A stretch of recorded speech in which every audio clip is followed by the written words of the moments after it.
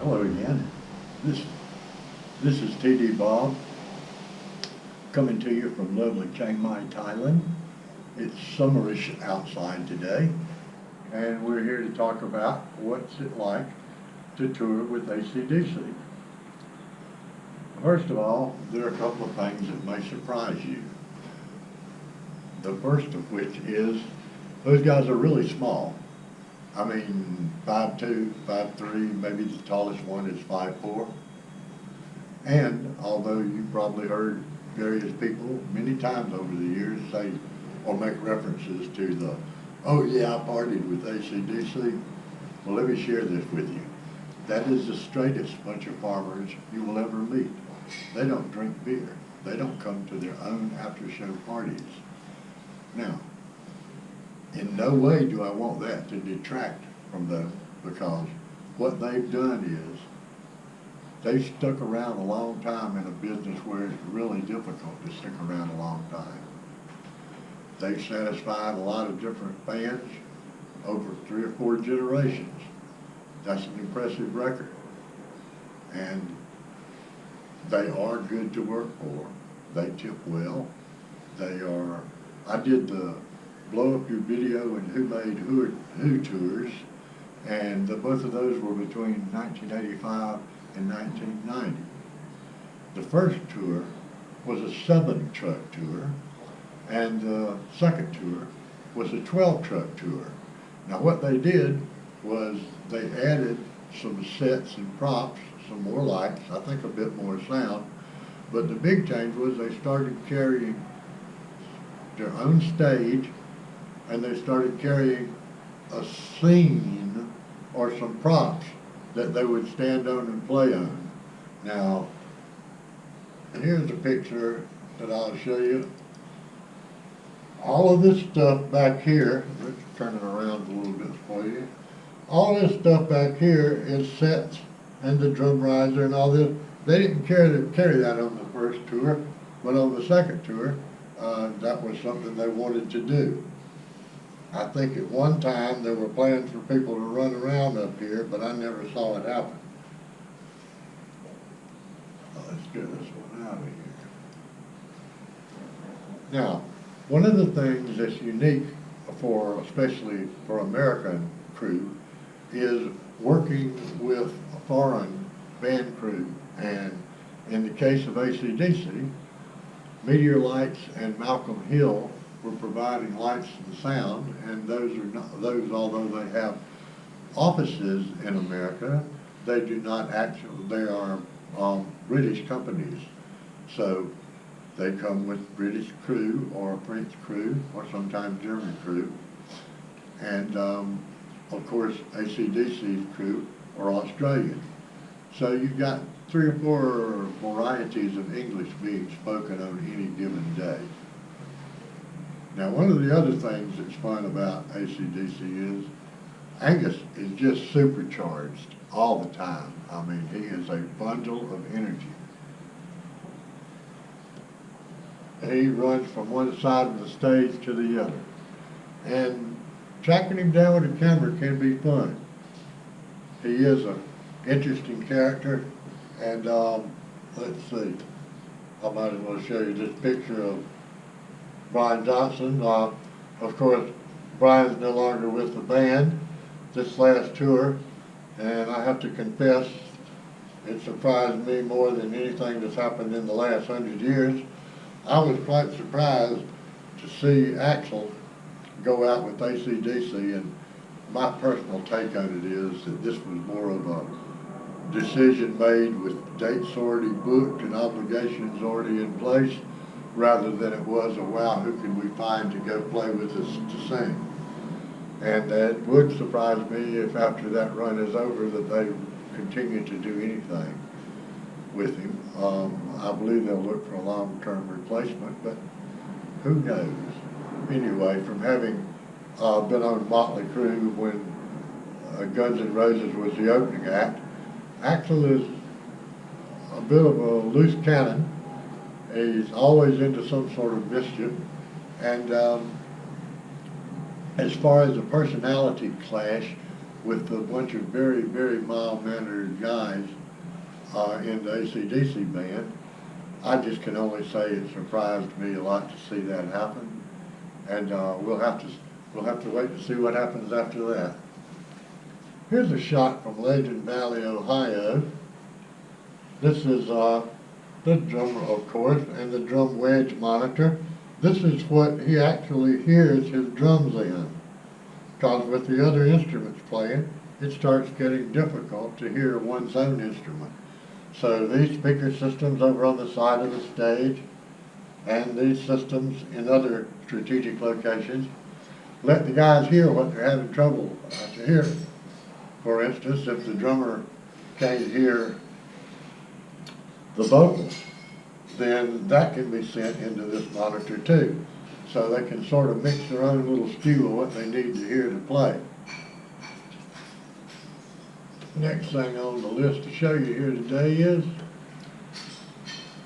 this is a working pass. This particular pass obviously was from AC/DC, and it was the Who Made Who tour. All access means this person is either important enough with the band and management company or is a working crew person, but the security needs to just leave them completely alone and let them do their work. There are other passes like there are after show passes for certain people that the band might wish to choose to meet after the show. There's stage passes, which will get you on the stage but not in the dressing room. There's various other side of the stage, balconies. There are several places you can let people sit on different passes, and there are passes for only the after show party if there's one. So there's a glut of different passes, and of course traditionally some people have traded favors to obtain passes. That, of course, I don't know anything about that.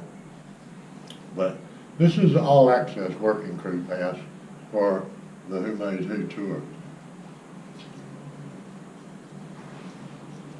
Now, AC/DC did travel on a bus. Unlike Motley, they were not in a plane.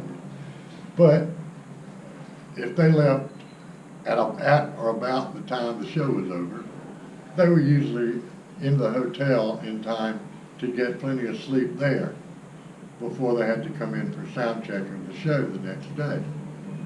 And the bus was just fine because they could sleep on the bus too. So that's a good plan. When you're flying, you got the time you got to run to an airport. You've got to take the time to make the flight. Oftentimes you can't sleep during the flight. Then you got to land. If you're doing any kind of border crossings, you got to deal with customs. And you're not getting nearly as much sleep on an airplane flight, although the plane goes a heap faster. So AC/DC, both tours were traveling in a bus, but their bus went from show to hotel, then to show, and the rest of the crew, working crew, and the tour bus trucks and buses went directly from show to the next show, even if they had time to do something else, because you can't be late if you're early. And that's words to live by in the rock and roll business. Now, another thing, the second thing I promised you that might surprise you a little bit is AC/DC is a little bit distant from the crew. It's not that they don't like the crew, but they're small, and the first thing I was warned by the production manager the first tour I did was they are intimidated by larger people.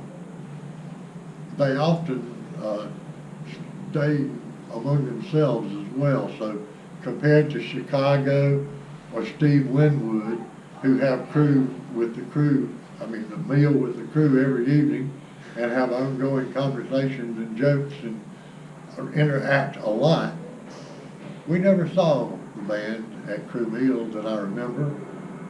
They traveled in their own entourage, and of course there's nothing wrong with that. It's a good thing to do. And it's just different than what we saw on other tours. One extreme might have been Prince, who had a band waiting immediately behind his stage, and before the band quit playing, Prince was in that band, and that band was miles away from the venue. It was just the way their security team chose to deal with a sold out, multiple shows that were sold out in the same town, and a lot of fans. But with AC/DC, they stayed out about a year on both occasions, which is great if you're a working crew person. And with 12 trucks, since over the years I've worked in a number of capacities, including sound technician working with the sound system, sound mixer working with the band, lighting director, and production coordinator. In the later years, most of the bigger tours we had were running 12 trucks and 6 buses at least. And of course there can be more buses with the opening acts and the t-shirts and the opening acts t-shirt. So all of a sudden you've got a parking lot full of a lot of vehicles and you've got a stage crew working. And let me tell you something, when the stage crew is on the clock, there's big money being spent, and just a few minutes a day can save thousands of dollars. So a load in with that many people and that many trucks, buses that have to be moved around, especially in these smaller Coliseum parking lots, it takes coordination inside to get it up, and it takes coordination outside to get the right trucks in front of the right doors so everything can happen as quickly as possible. Now that might not seem a lot to you, but a Q Prime accountant told me at the end of one Motley Crue tour that Bon Jovi and Motley had been out at the same time. Both of them had 12 trucks. Both of them had played the same house. Had played the same building. But at the end of the tour, when all of the math was done, we on Motley had managed to get out an average of 32 minutes a night earlier than Bon Jovi with the same amount of equipment. And that had saved them literally millions of dollars. So the coordination between big truck tours inside going in and inside going up is a very big issue. Would I do AC/DC tour again? Well, aside from the fact that I'm almost 70, it would be a lot of fun. I enjoyed it. The management was very good. It worked like a well-oiled machine. The hotels were good. The personnel were good, even if a bunch of them used English pronunciations which were somewhat foreign to me. Well, this is T.D. Bob. I enjoyed telling you about working with AC/DC. If you have any questions, I'm happy to try to answer them. And if you keep watching, I'm going to do a few more, including Metallica, Prince, Chicago, Steve Winwood, Hank Williams Jr., and a few more. So stay tuned. It's my pleasure.